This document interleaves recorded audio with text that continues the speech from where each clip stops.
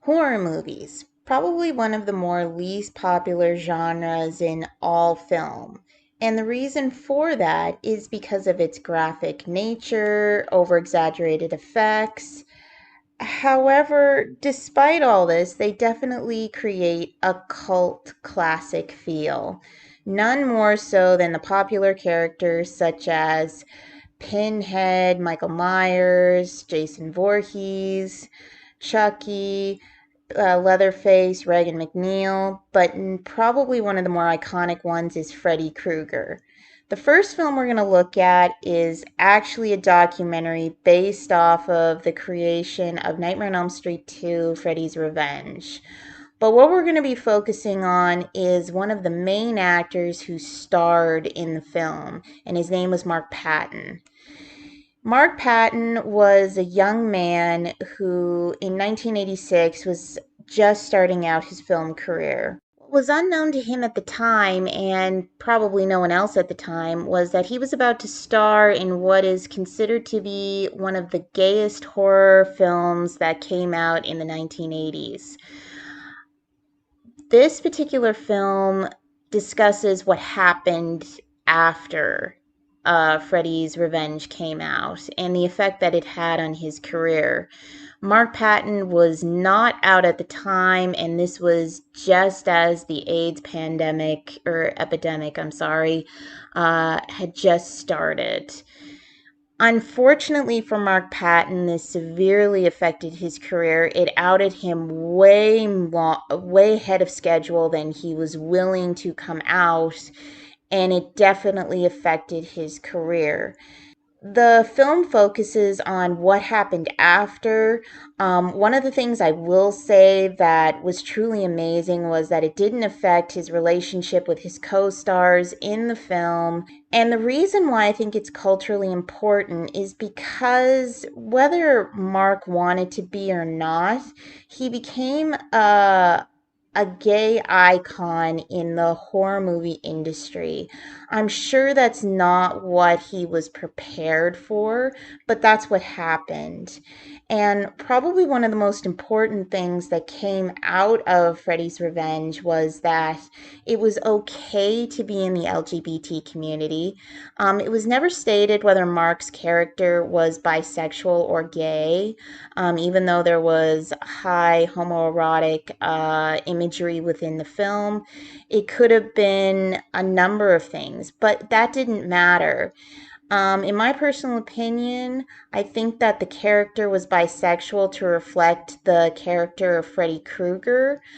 But regardless of whether Mark wanted to be, he became an important LGBT figure within gay culture. And today, the film holds a cult standing thanks to this particular character. And he became one of the few final boys in the film industry, which is really awesome. Next film we're going to look at is the animation film A Nightmare Before Christmas.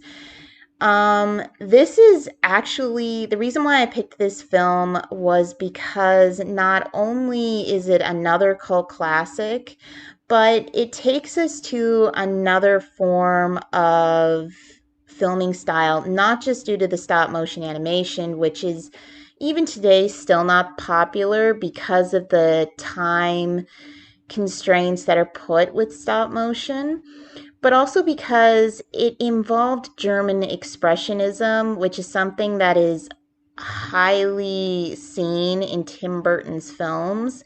It incorporated and showed an old film style, sort of brought it back with a twist. Most of the films that were done in German Expressionism were definitely not something that kids should see, but this was fun. This combined Christmas, Halloween, all into one, and it made it a joy to watch for children, and it brought back stop motion animation, which had really started to lull somewhere in the mid 70s to 80s. So it was definitely a delight to see this brought back, and it was brought back to kids. And as a result, this became probably one of the more popular films that came out of the 90s for Disney. Even though Disney didn't actually put their name on this film, it was actually originally released by Touchstone Pictures. The next film that we're going to look at is Eraserhead, which was released in 1977. It was David Lynch's first big project.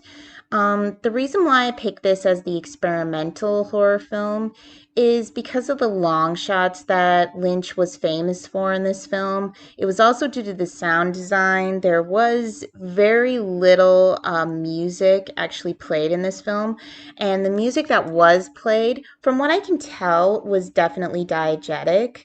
This film experimented with the long silences, it experimented with physical special effects, and it also experimented with the creep factor that is largely missing in modern day horror films. Lynch decided to focus on that, which actually would go on to inspire different horror authors and directors. One important one was R.L. Stine. But this definitely was an experimental film. No one had really truly done anything like this on the grand scale that Lynch did up until this point, and it was still considered horror.